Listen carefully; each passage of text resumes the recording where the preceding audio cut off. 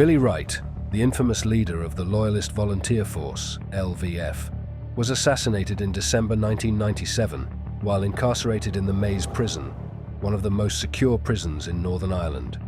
His death in the middle of a turbulent peace process raised suspicions of foul play, with accusations of collusion between the British authorities, Loyalist paramilitaries, and even his political adversaries. Over the years, investigations have unearthed troubling questions about security failures, prison management, and possible state involvement. Today, we take a deep dive into the life, death, and controversial legacy of Billy Wright. We'll explore his rise within Loyalist circles, the tragic day of his killing, the allegations of collusion, and the impact his death continues to have on Northern Ireland's complicated history.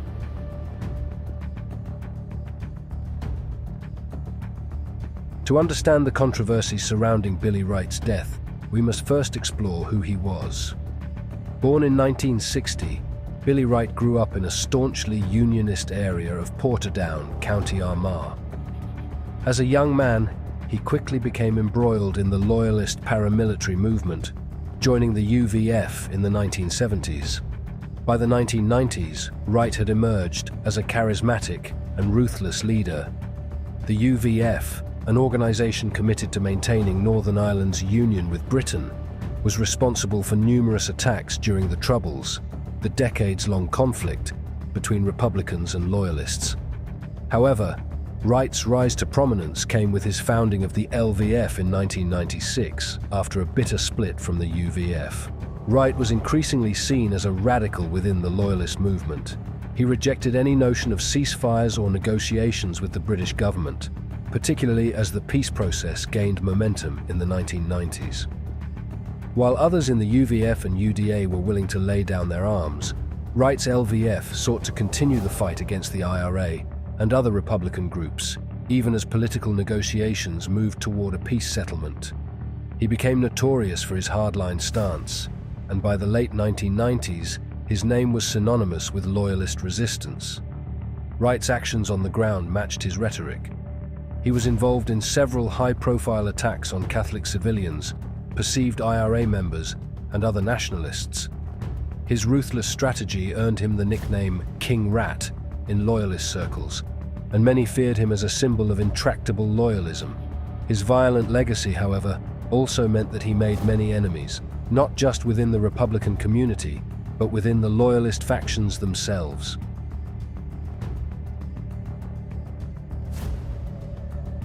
Billy Wright's life came to an end on December 27, 1997, while he was serving a prison sentence at the Maze prison, notorious for housing both Loyalist and Republican paramilitaries. The Maze, also known as Long Kesh, was intended to separate the most dangerous criminals, but it became a powder keg of tension and violence, particularly as the peace process unfolded. At the time of Wright's death, he was in H Block 6 of the prison, a high-security area that housed members of rival paramilitary groups, including the INLA, Irish National Liberation Army.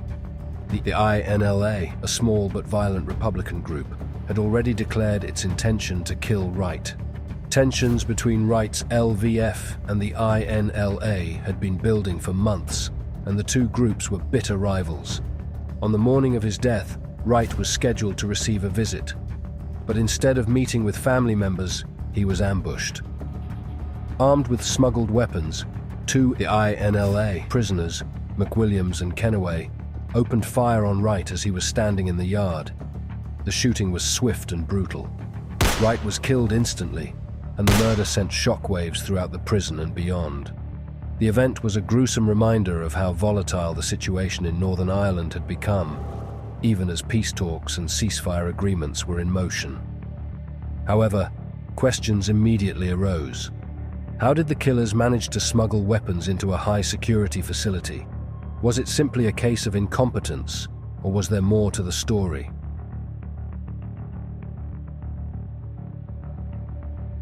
The immediate investigation into Wright's death uncovered numerous security lapses. One of the most concerning issues was how the weapons used in the assassination were smuggled into the prison. According to one of the killers, John Kennaway. The weapons were concealed inside nappies. Prison staff were either unaware of the operation or, as some suggest, turned a blind eye.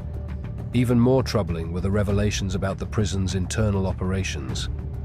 The prison officer overseeing the area, Raymond Hill, was stood down from his post just before the shooting. Additionally, the CCTV cameras in the area were found to have been non-functional for several days. This failure in prison security contributed to the suspicion that the authorities either allowed or were complicit in Wright's death. Furthermore, the gates of the prison compound were locked down immediately after the shooting, trapping Wright in the yard and preventing his escape. This action seemed to suggest that the prison staff were prepared for an event, but had failed to intervene in time to prevent it. Wright's family, especially his father, David Wright, who continued to campaign for justice long after Billy's death, believed the killing was the result of state collusion. They contended that British and Irish government officials, perhaps in collaboration with Loyalist informers, had decided to remove Billy Wright from the picture to protect the peace process. They feared that his continued presence in the Loyalist world would undermine efforts to reach a peaceful resolution in Northern Ireland. However, an official inquiry, the Collusion inquiry, conducted years later, found no direct evidence of collusion between the state and the INLA.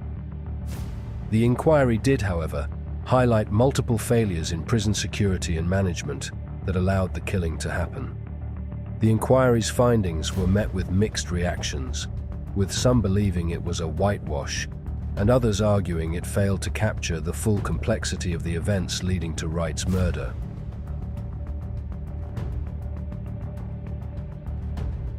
In addition to the allegations of collusion with the INLA, another controversial theory emerged: Billy Wright's alleged connections to the RUC, Royal Ulster Constabulary Special Branch.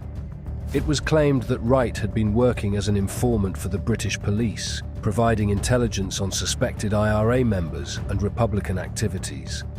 Journalist Martin O'Hagan, who was investigating Loyalist paramilitaries at the time, suggested that Wright had been given police protection and information, allegedly under the code name Bertie. This revelation raised more questions about Wright's role in the wider intelligence network. Was he a rogue agent for the state, or was he simply a player who was using both the authorities and Loyalist factions to his advantage? Some within the UVF, Wright's former paramilitary group, even believed that he had been selected and trained by the Special Branch to take over the operations of another notorious Loyalist, Robin Jackson. These claims have never been conclusively proven, but they added another layer of complexity to Wright's already murky legacy.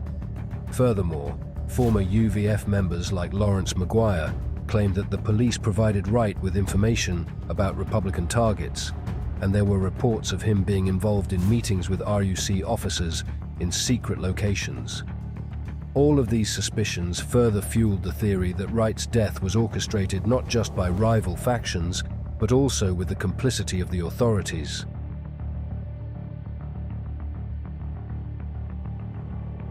Despite the controversy surrounding his death, Billy Wright's image has endured in certain Loyalist communities, where he is seen as a martyr and symbol of resistance.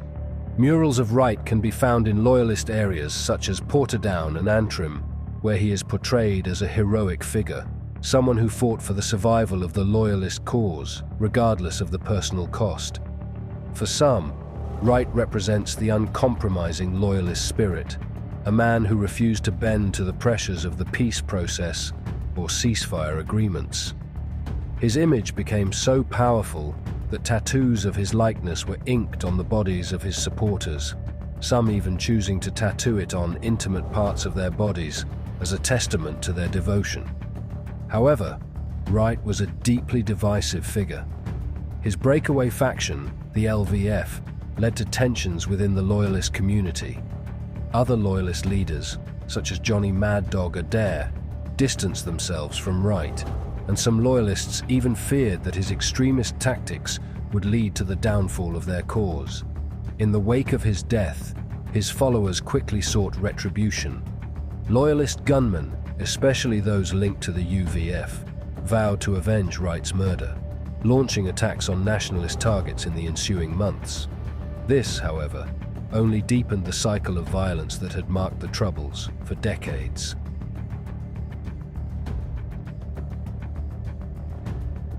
Billy Wright's death continues to remain one of the most controversial and debated events in the history of the Northern Ireland conflict. Was he a victim of state collusion, a pawn in the larger game of politics, or simply a casualty of the violent world he had chosen to inhabit? While official investigations concluded that there was no direct evidence of collusion, the unanswered questions about the prison's security, the role of the authorities, and Wright's own relationships with the British state leave much room for speculation.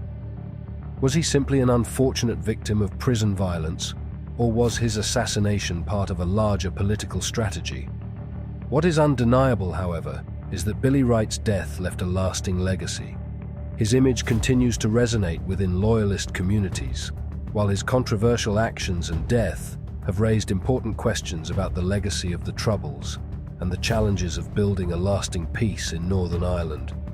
As we continue to reflect on his life and death, the story of Billy Wright remains a symbol of the unresolved conflicts and divisions that still affect the political landscape of Northern Ireland.